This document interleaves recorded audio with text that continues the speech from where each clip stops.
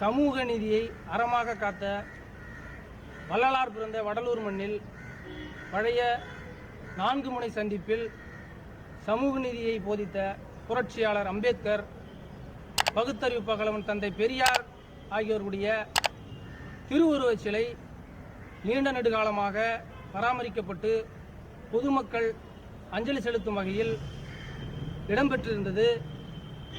சமீப காலமாக சுமார் 2 மாதங்களுக்கு முன்பாக வடலூர் நகராட்சி நிர்வாகம் சாலை பராமரிப்பு பணி என்ற காரணத்தை காட்டி நம்மையெல்லாம் மனிதர்களாய் தலைநிமிர செய்த மகத்தான தலைவர் புரட்சியாளர் அம்பேத்கர் அவருடைய சிலையையும், பகுத்தறிவு பகலவன் தந்தை பெரியார் அவர்களுடைய சிலையையும் சுமார் 2 மாதங்களுக்கு முன்பு அப்புறப்படுத்தி விட்டார்கள்.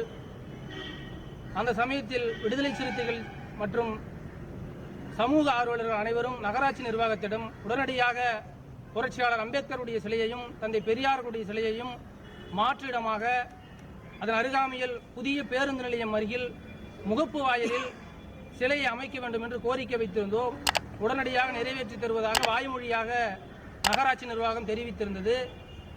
சிலை 4 முனை சந்திப்பிலிருந்து அப்புறப்படுத்தப்பட்டு சுமார் 2 மாதங்கள் ஆகிறது.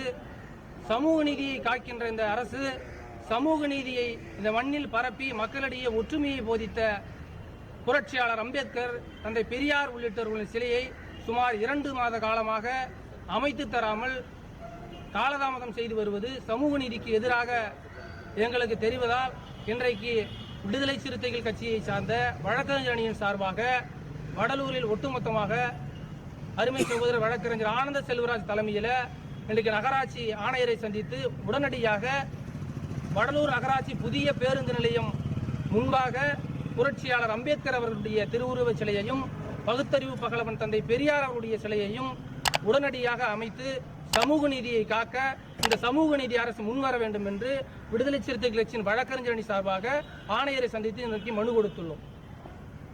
உடனடியாக இதை நடைமுறைப்படுத்தி மிக விரைவாக சிலைகளை அமைத்து சமூக நீதியை காக்க வேண்டும் என்று இன்றைய சமயத்தில் நாங்கள் விடுதலை சிறுத்தைகள் கட்சியினுடைய வழக்கறிஞர் அணியின் சார்பாக கேட்டுக்கொள்கிறோம்.